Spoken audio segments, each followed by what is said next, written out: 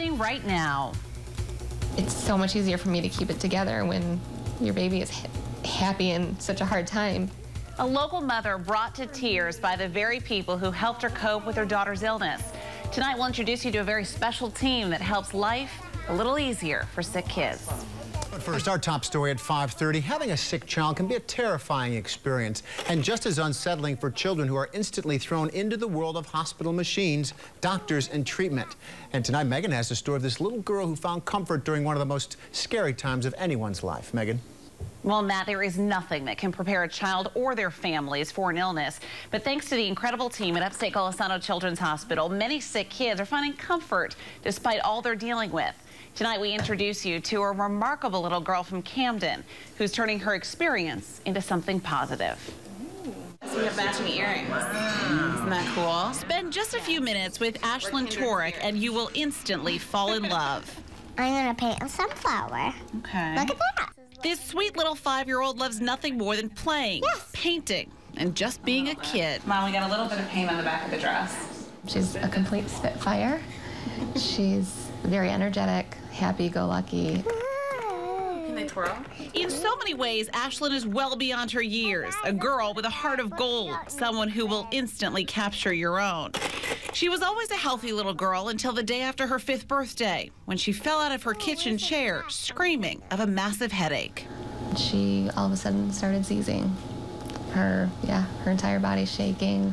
Her eyes went in the back of her head, and I went into panic mode.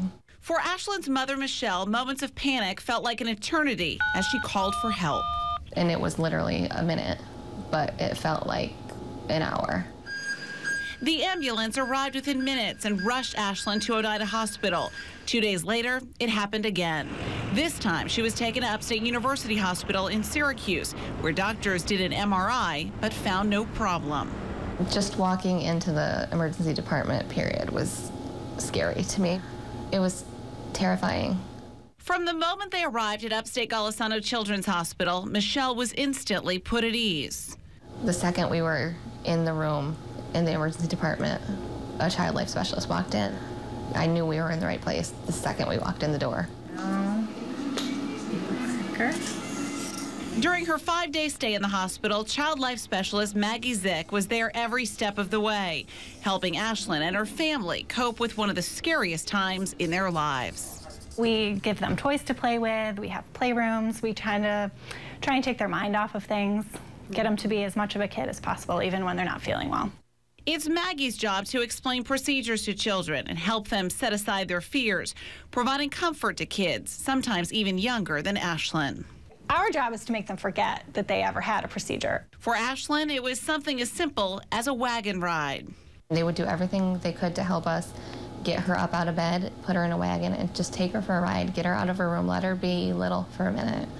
When she was eventually discharged from the hospital, Ashlyn and her mom immediately knew they wanted to do something to give back, to thank the people who helped pull them out of one of the darkest times of their lives. Oh, wow! So they started a donation drive, collecting coloring books, boxes of crayons, markers, scissors, and glue, stickers, games, stuffed animals, and so much more. Something simple to say thank you to the Child Life team, the doctors, nurses, and hospital staff. Is that for me? The very people who put a smile back on Ashlyn's face. This has your name on it, too. Oh, wonderful. And put the spunk back in this feisty little girl. Thank you. I don't think there's enough words, or I just could never express my thanks for them, because it's so reassuring to have somebody there that you truly feel your own child is actually being loved by them.